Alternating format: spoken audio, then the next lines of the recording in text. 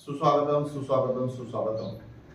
आज आपल्या शाळेमध्ये आदित्य बिर्ला एज्युकेशन ट्रस्ट मार्फत उजास रोशन संस्थेमार्फत आपल्या 5वी 6वी 7वीच्या वर्गाच्या सर्व मुलींच्यासाठी मासिक पाळी व्यवस्थापन याबाबत मार्गदर्शन करण्यासाठी मोडवे मॅडम उपस्थित आहेत। त्याचं आपल्या शाळेमार्फत सर्व शिक्षकाच्या मार्फत सर्व विद्यार्थ्यांच्या मार्फत आणि शालेय व्यवस्थापन समिती मार्फत सहर्ष स्वागत। जनरली बघा, ज्या मुली मोठ्या आहेत किंवा 6वी 7वीच्या मुली आहेत त्यांना ह्या अडचणी निर्माण होत असतात आणि इतरांशी कसं बोलायचं, इतरांशी कसं सांगायचं अशी एक मनात भीती असते। तर या संदर्भातच या संस्थेनं अतिशय हा चांगला उपक्रम हाती घेतलेला आहे आणि मॅडम या वयामध्ये मुलांना या गोष्टीची गरज आहे आणि तुम्ही आला, आम्हाला खूप छान वाटलं। आमच्या शाळेमार्फत सर्व शिक्षकाच्या मार्फत तुमचं सहर्ष स्वागत आहे आणि तुम्ही विद्यार्थ्यांना मार्गदर्शन करावं ही आपणास विनंती आहे। नमस्कार सर्वांना, माझं नाव ऋतुजा विकास मोडवे। मी आदित्य बिर्ला एज्युकेशन ट्रस्ट अंतर्गत उजास ह्या प्रकल्पाकडनं आज इथे आलेले आहे। तर आज आपण एका महत्त्वाच्या विषयावरती चर्चा करणार आहोत। तर विषय आता तुम्हाला समजलाच जसं की मासिक पाळी, बरोबर? तर मासिक पाळीवरती आज आपण बोलणार आहोत।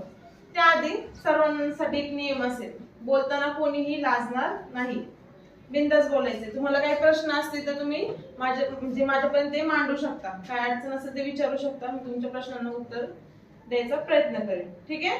हसणार नाही। आणि तर स्टार्ट करू आपण आता। त्याआधी मला सांगा, जेव्हा एखाद्या मनुष्याची वाढ होत असते, बरोबर? आपण एक मनुष्य आहे, बरोबर? आपली वाढ होत असताना त्याच्यामध्ये काही टप्पे असतात, त्या टप्प्यानुसार आपली वाढ होत असते, बरोबर?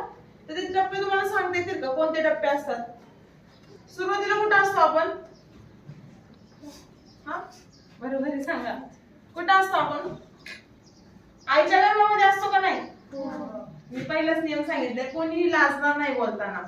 आता हे तर नॉर्मल गोष्ट आहे जी आपण सांगू शकतो, बरोबर की नाही? आपली वाढ कशा प्रकारे होते? तर पहिला आपण कुठं असतो? आईच्या गर्भामध्ये, बरोबर?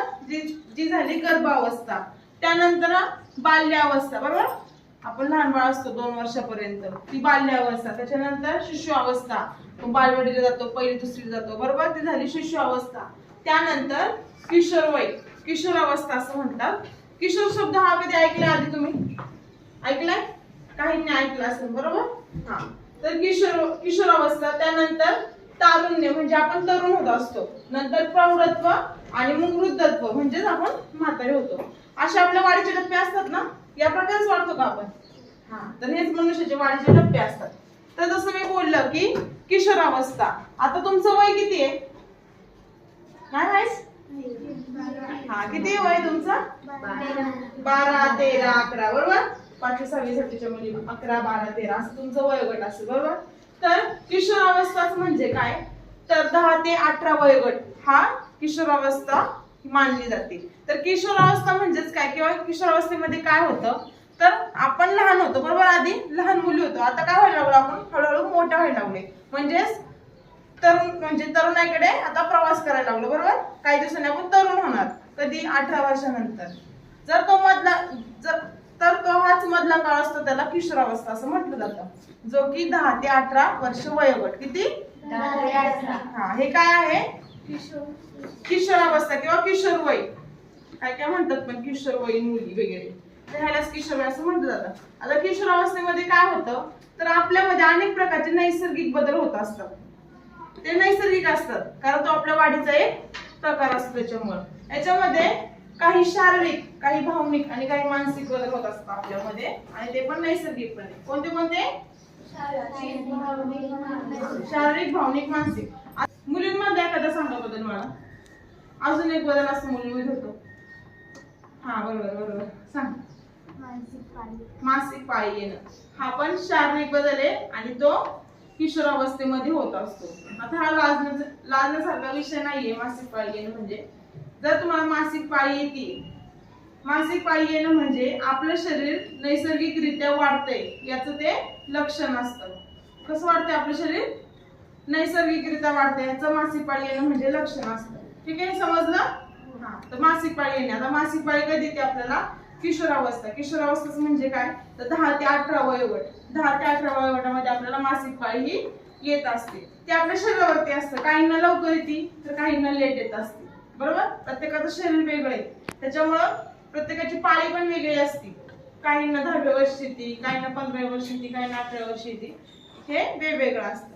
आता मला सांगा, तुम्ही ज्या घरामध्ये राहताय ते घर तुम्हाला सुरक्षित वाटतं का? का बरं? तिकडे आपली आई असते. आपले आई वडील आहे. अजून काय मिळतं बरं आपल्या घरातून आपल्याला? नाही, वस्त्र पण त्याच्यामध्ये झालं, अन्न वस्त्र. आणि सरांनी सांगितलं आता काय ऐकलं का कोणी? तुम्ही ऐकलं का? सरांची जवळ आहे ना. तर सुरक्षा. बरोबर, सुरक्षा मिळते का? सुरक्षा बरोबर. सुरक्षित वातावरण असतं आपले ते सुरक्षा करतात, त्याच्यामुळे आपलं घर आपल्याला सुरक्षित वाटत असतं, कारण इथून अन्न, निवारा आणि सुरक्षा आपल्याला मिळत असते. आता विचार करा आणि विचार करूनच मला सांगा, जेव्हा तुम्ही जन्माला येणार होते तेव्हा तुमचं सर्वात पहिलं घर कुठं होतं? आईच्या पोटात. आईच्या पोटामध्ये, म्हणजे आईच्या गर्भामध्ये आपलं पहिलं घर होतं. तिथं काय मिळालं आपल्याला? जेवण, पाणी. जेवण म्हणजेच पोषण मिळालं. अजून बरोबर, काय मिळाली? ऊब मिळाली. बरोबर, ऊब मिळाली ना. आईच्या गर्भामध्ये आपल्याला ऊब, पोषण आणि तेच सुरक्षा. आईच्या गर्भामध्ये एवढे 9 महिने होतो आपण गर्भामध्ये, आपल्याला कधी कोणती इजा झाली का?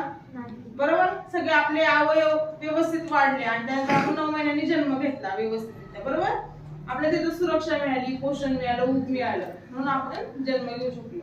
तर आपलं जे स्त्रीचं शरीर असतं प्रत्येक महिन्याला याच बाळाची तयारी करत असतं. कळलं? आपलं जे शरीर असतं बाईचं किंवा स्त्रीचं शरीर, ते प्रत्येक महिन्याला बाळाची तयारी करत असतं. आणि जेव्हा बाळ गर्भाशयामध्ये राहत नाही, म्हणजे ते बाळ तयार होत नाही, तेव्हा आपल्याला मासिक पाळी ही येत असते. समजलं हे वाक्य? मासिक पाळी कधी येते? आता मासिक पाळी म्हणजे तुम्ही सांगा आता मला, मासिक पाळी म्हणजे काय असेल, काय होत असेल नेमकं? ब्लड येतं. ब्लड. बरोबर, ब्लड येतं. बाकीच्यांना लहान मुलांना नसेल माहिती ना. तर जेव्हा आपल्याला मासिक पाळी येत असते तर तेव्हा काय होत असतं, तर आपल्या योनी मार्गातनं रक्त येत असतं. हे प्रत्येक महिन्याला होत असतं. का होत असतं? कारण आपल्याला जेव्हा गर्भधारण राहत नाही, म्हणजे आपल्या शरीरामध्ये एखादं बाळ तयार होत नाही, तेव्हा आपल्याला मासिक पाळी ही येत असते.